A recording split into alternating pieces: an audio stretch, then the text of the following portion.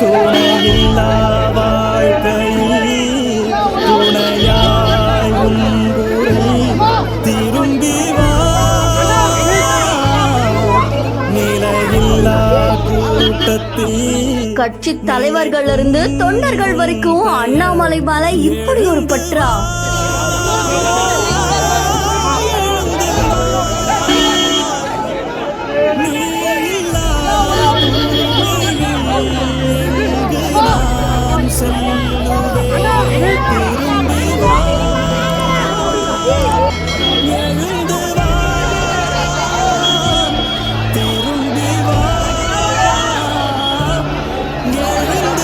தலைவா நீ போகாத தலைவா போகாதன்னு மகளிர்.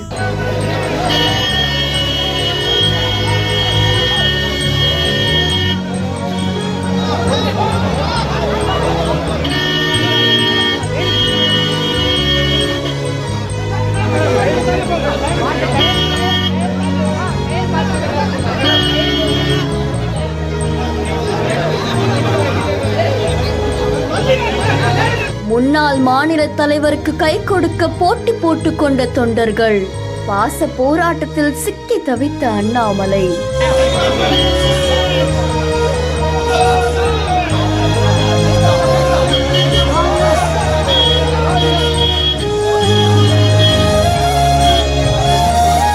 சென்னை வானகரம் ஸ்ரீவாரு வெங்கடாச்சலபதி மண்டபத்துல தமிழக பாரதிய ஜனதா கட்சியினர் புதிய தலைவர் பதவி ஏற்பு விழா நடத்தியிருக்காங்க. இதுல நயினார் நாகேந்திரன் தான் புதிய தலைவரா பதவி ஏற்றிருக்காங்க.